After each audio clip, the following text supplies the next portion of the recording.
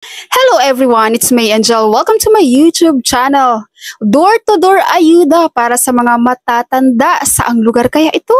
Isang lugar na naman sa Pilipinas na may isang mayor na mayroong napakabuting puso at magandang pamamahala. Saan ito? Ito ay sa bayan ng Abukay, sa lalawigan ng Bataan na pinamumunuan ng isang mayor na napakabuting mayor dyan. Walang iba kundi si Mayor Robin Tagle.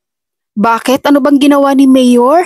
Alam niyo ba guys, namigay lang naman si Mayor ng tig 10,000 pesos each. 10,000 bawat isa guys sa kanyang mga senior citizen na kanyang nasasakupan, no? Na may edad po na 80 years old to 89 years old.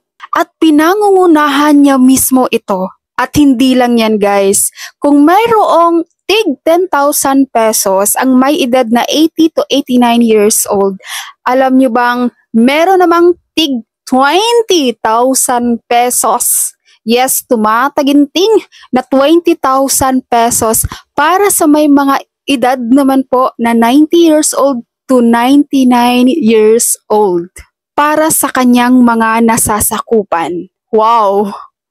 Ano, magsasana all na naman tayo nito. Magsasana all na naman yung iba dyan. Ang ginawa ni Mayor Tagle guys, inikot niya talaga yung buong bayan ng Abukay para siya mismo ang mag-abot, no, para pangunahan niya mismo ang pamimigay ng ayuda para sa program niya na yan para sa kanilang mga senior citizen. At ang pamimigay ng ayuda na to guys ay sinaksihan din ng mga kawani ng MSWDO at OSCA na nag-organisa at tumulong para maging maayos yung daloy sa program na ito. And during sa talumpati ni Mayor guys, ang sabi niya, ang mga senior citizen natin ay haligi ng ating komunidad. Karapat-dapat lang na sila ay pahalagahan at alagaan.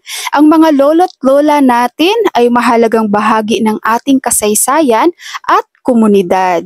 Ang pagbibigay ng ayuda ay maliit na paraan lamang upang maipakita natin ang ating pagmamahal sa at pagpapahalaga sa kanila. Ang initiative na to guys ay patuloy na isinusulong ni Mayor Tagle bilang bahagi ng kanyang advocacy, no, para mapabuti ang kalagayan ng mga senior citizen sa kanyang nasasakupan. Meron bang mga taga-Abukay, Bataan dito guys na nanonood ngayon sa aking channel, no? Yung pasok sa qualifications ni Mayor na 80 years old to 99 years old. Congrats po sa inyo. Sana po ay yan ay malaking tulong na rin sa inyo sa pangangailangan nyo araw-araw.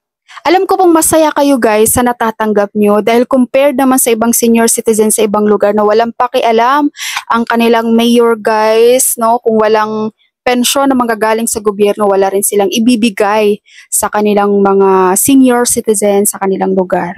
Kaya ang swerte ng mga citizens dyan, hindi lang mga senior citizens, no, na mayroong mayor na ganito, no, kahit nga lang maliit lang na bagay, malaking tulong na yun at napapasaya na yung mga senior citizen natin sa ganun. Alright, so kay Mayor Tagle, I'm so proud of you, sir. Sana marami pang mayor na katulad mo na pinapahalagahan din ang ating mga lolo at lola. Okay, so that's all for my video for today. Keep tuned in dito sa aking YouTube channel. Maging updated tayo sa mga informations na dapat alam nyo. Thank you so much for watching everyone. God bless you all.